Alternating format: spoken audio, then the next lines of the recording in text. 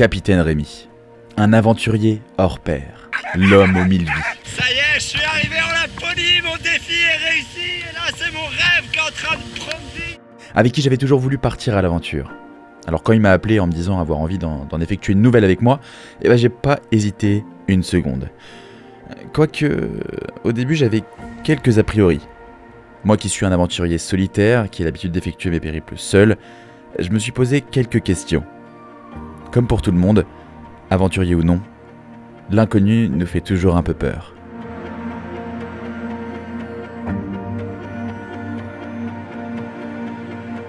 Un de nos rêves en commun était d'effectuer le très célèbre Tour du Mont Blanc. Un parcours autour du plus haut sommet d'Europe de 170 km, 10 000 mètres de dénivelé, 60 heures de marche, nous faisant traverser 3 pays. La France, l'Italie et la Suisse. Alors on s'est dit pourquoi pas. Et on s'est lancé dans cet inconnu qui nous faisait peur à tous les deux. C'est avec l'agence Grand Angle que l'on a souhaité effectuer cette aventure. Nous souhaitions surtout vivre une aventure en commun, une expérience entre deux passionnés. Grand Angle s'occuperait donc de nos hébergements le long du parcours et transporterait nos gros bagages, nous permettant de voyager avec le strict nécessaire et notre matériel vidéo. Tous les matins, on peut laisser notre bagage avec une étiquette pour indiquer là où le bagage va aller et ça nous permet de ne pas porter. Et en gros, il y a une voiture qui vient les chercher dans la journée et qui les amène au prochain hôtel. Alors Grand Angle, ils nous ont mis bien dès le début. On est arrivé dans un hôtel 3 étoiles, l'hôtel du Bois, qui se situe dans la ville des Ouches, qui était notre point de départ, où on a pu profiter avant de partir de la piscine. Après une première nuit donc très douillette, on a pu enfin prendre la route vers le sud, direction le col des Vosas, passant de 980 mètres d'altitude à 1653 mètres.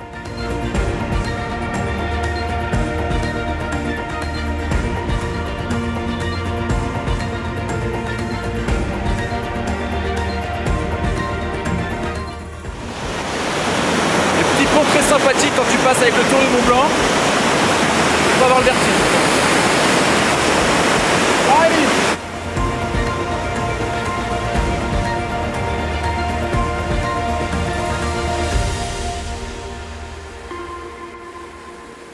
Donc là on vient d'arriver au col de Vosas avec Capitaine Rémi.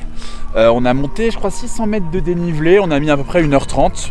On aurait pu prendre le téléphérique pour nous éviter cette montée, mais franchement ça vaut le coup de se mettre un peu en condition. Et en fait quand on arrive au col de Vosas, nous on va prendre une variante au col du Tricot pour monter un peu plus. On va monter je crois jusqu'à 2200 mètres. Et en fait on vient de voir qu'il y a un petit train, le petit train TMB. Si en plus après le téléphérique tu ne veux pas monter à pied, tu peux prendre le petit train et puis continuer pour aller encore plus loin. Nous on n'a pas pris le téléphérique, on prend pas le train Rémi hein. Non, on n'est pas des feignants. On n'est pas des feignants. Mais on a beaucoup hésité en vrai. C'est parce que c'était 15 balles le téléphérique donc on l'a pas pris. Sinon on l'aurait pris je pense.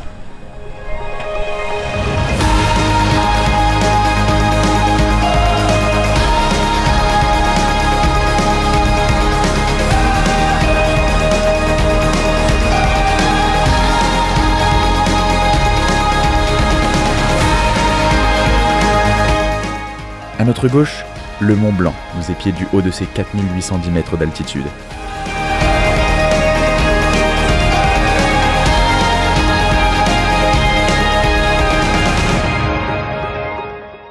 Nous sommes redescendus en fin d'après-midi vers notre première étape, les Contamines, à 1164 mètres d'altitude, où nous avons dormi au CAF des Contamines. Donc là Rémi, on est dans quelle ville ?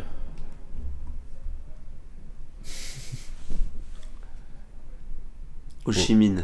Contamine. Contamine. Les contamines. Les contamines. On a un petit dortoir pour nous. Hop, 4 lits. Et on a surtout la vue sur le Mont Blanc. Le deuxième jour, on a pu voir nos premières bêtes des montagnes. Nous sommes passés à côté d'un troupeau de moutons gardés par les patous. Alors les patous, il faut en faire gaffe, hein. Ce sont de gros chiens dressés pour faire face à des meutes de loups. Ils ne vivent que pour protéger leur troupeau. Et il n'est pas rare que des accidents surviennent lorsque des randonneurs se rapprochent d'un peu trop près. Nous passons donc le col du Bonhomme à 2479 mètres d'altitude et descendons vers les Chapieux. Une longue et pénible descente que nous avons décidé d'effectuer En courant, ouais. Rémi m'ayant refilé sa poisse légendaire, j'ai remarqué en revisionnant plus tard les images que j'avais perdu la moitié de mes affaires dans cette descente.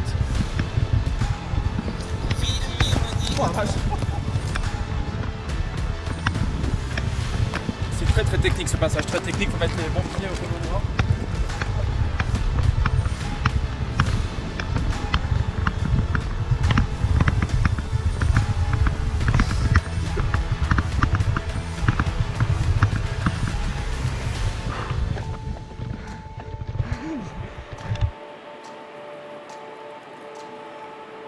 La troisième étape a débuté dans un bois. Et il n'y avait pas grand monde et les paysages étaient somptueux. Nous avons serpenté plusieurs kilomètres dans une vallée, en suivant une rivière. Alors, ce matin, nous sommes partis dans les chapelets. On a des courbatures partout. Surtout aux jambes. Surtout aux jambes, aux fesses, les fessiers qui ont pris cher hier dans la descente.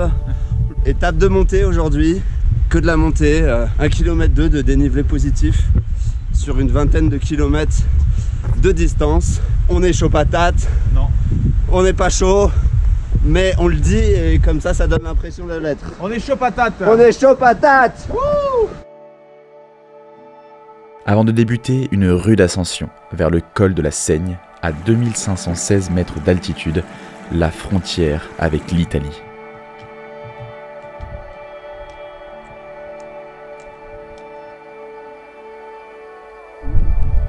Ici, toujours pas de bouquetin, mais on a eu l'heureuse surprise d'assister à un combat de marmottes. Bam, C'était assez violent. revers du droit.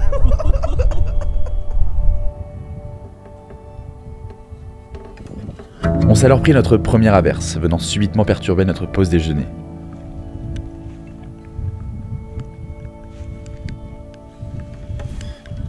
J'ai pu tremper, on a mal géré là. La flotte, c'est gelé, c'est glacial. Après, c'est vraiment de la neige qui nous tombe dessus. Une pluie aussi froide, je te jure. On était tranquille. Bah, j'ai même pas bougé à mon café, j'ai dû jeter l'eau. Paye sa mère. On se croirait vraiment en Islande. We are back. Alors on n'a pas traîné et nous sommes redescendus vers notre première étape italienne, le refuge Elisabetta.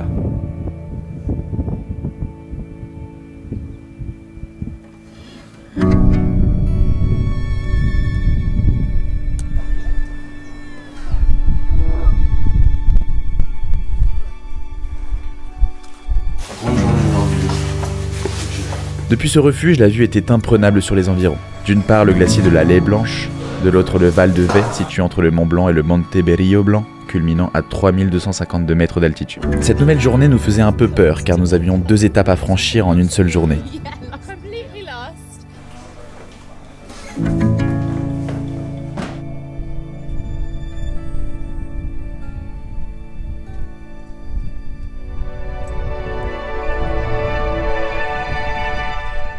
Mais les somptueux paysages que nous offrait l'Italie nous a très vite fait oublier notre angoisse.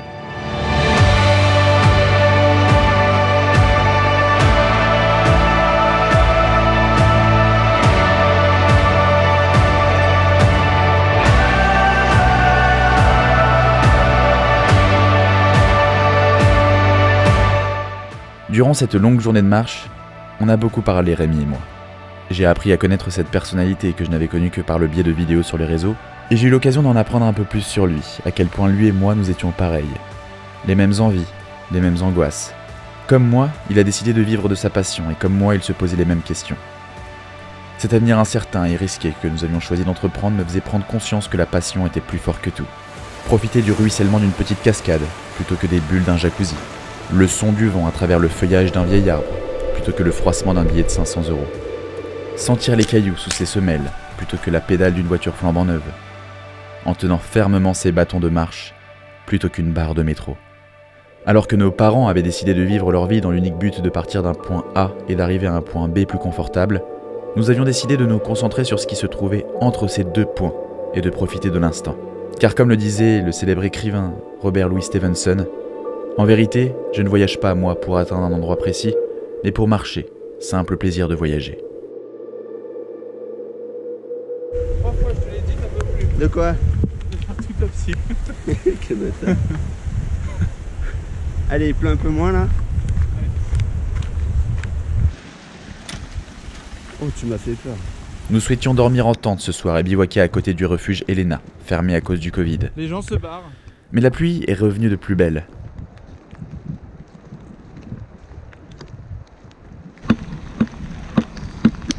Rien. Hein. Ah, on peut se protéger là. Non, il y a des gens. Par chance, des randonneurs désespérés avaient réussi à ouvrir le refuge Elena et à s'abriter dans un petit espace où nous avons passé la nuit à plusieurs.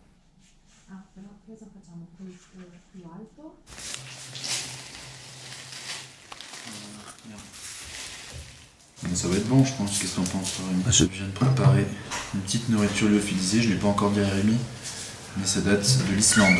Donc ça fait 1 an que j'ai ça. Ce sont des nouilles chinoises de poulet. Je crois qu'on arrive à la fin de notre bouteille de gaz.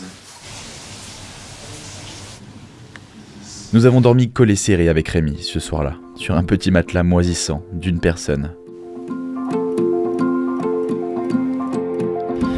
You are the sunrise waking my day. You are the moonlight shining my way. This is where I call home. You are the fire warming my night. With you I'll stay till the morning light. This is where... Le lendemain, nous grimpons jusqu'au Grand Col Ferret, à plus de 2537 mètres d'altitude, et enchaînons sur notre 3e pays, la Suisse. Your love is like no other. Your love is where I feel alive. My safety and my shelter. Your love is my home. Après une nuit passée dans l'hôtel Edelweiss à la Foulie, nous redescendons doucement vers Champex. You are the harbor. Les paysages changent alors radicalement.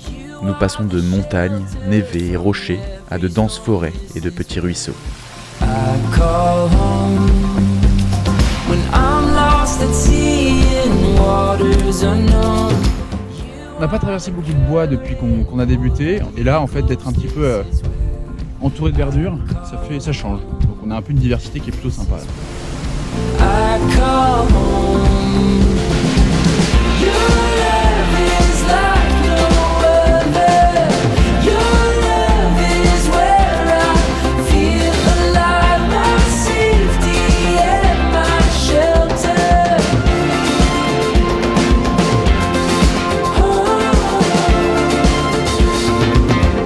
Nous avons dormi au relais d'Arpette, dans un cadre idyllique, avant d'enchaîner sur une des plus belles étapes de notre parcours, l'ascension de la fenêtre d'Arpette. Le propriétaire du relais nous met en garde la veille, étant donné qu'il a plu, le terrain risque d'être glissant, et pour le coup, nous partions presque escalader toute une montagne.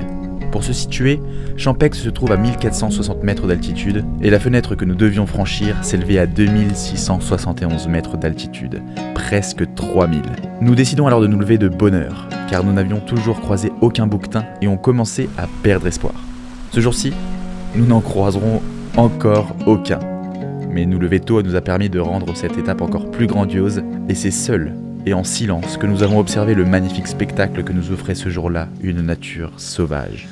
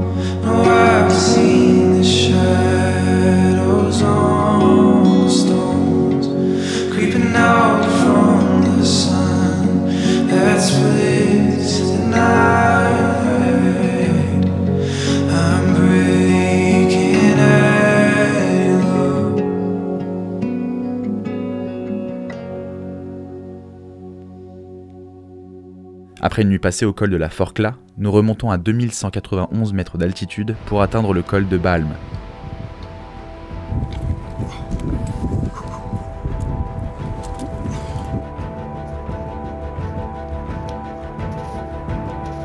Fais gaffe.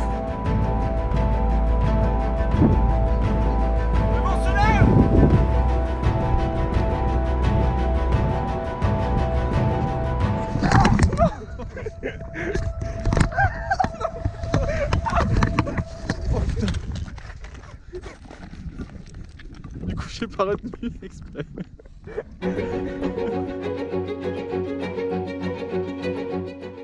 Où nous franchissons notre dernière frontière, retour en France. Sous de fortes bourrasques, nous pouvons de nouveau apercevoir à notre gauche, s'élevant majestueusement vers le ciel, le sommet du Mont Blanc.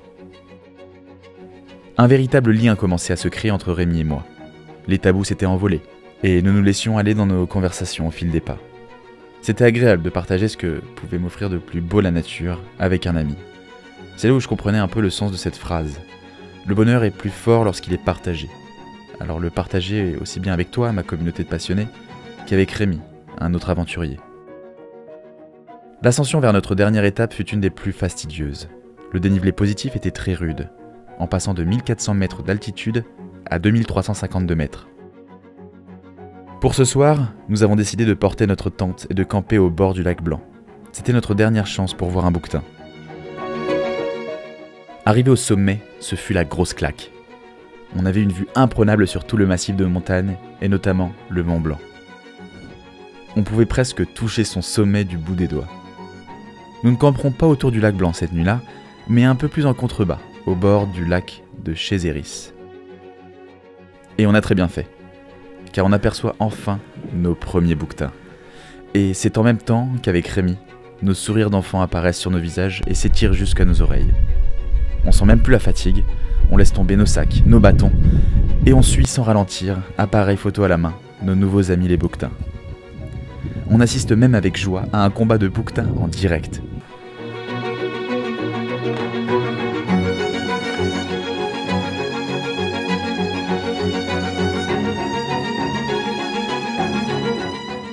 J'ai attendu patiemment, et un des bouquetins est passé si proche de moi que je pouvais presque l'effleurer du bout de ma main. Alors là, je suis juste à côté d'un bouquetin avec 2 longues cornes, et c'est un peu flippant parce que je l'ai juste vu charger un de ses potes devant moi, et j'essaie de pas trop bouger pour pas le faire peur et éviter qu'il m'empale avec ses 2 cornes, quoi.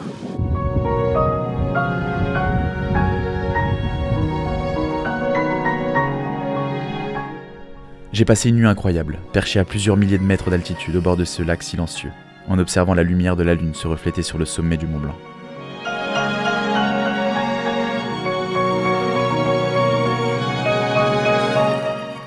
C'était déjà la fin de notre aventure, mais le début d'une nouvelle amitié.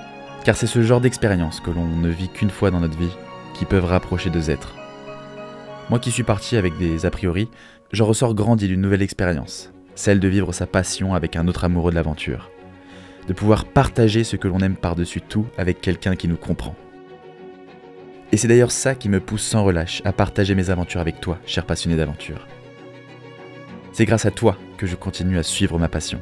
Car seul, un être humain ne pourrait avancer. Tu me donnes la force de continuer, de dépasser mes limites. Car je sais qu'en fin de compte, tu seras toujours là, à mes côtés, pour partager avec moi cette même passion de l'aventure, de la marche, de la nature. Aujourd'hui, on l'a remarqué, notamment avec cet épisode de confinement, qu'il était possible de continuer à vivre socialement sans forcément être physiquement à côté. Donc merci à toi d'être là. Merci Rémi. Merci Grand Angle. En tout cas, une chose est sûre, ce n'est pas ma dernière aventure avec cet aventurier. C'est peut-être la fin d'une aventure, mais le début, je l'espère, d'une longue série de nouvelles avec Rémi. Enfin, à toi d'en décider. On continue ce duo ? Dis-le moi en commentaire. Et surtout, n'oublie pas de t'abonner et de cliquer sur la petite cloche pour activer les notifications.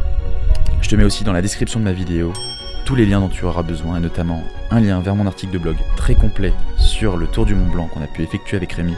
Sur ce, je te dis à très vite pour une nouvelle vidéo qui t'emmènera voyager au bout du monde.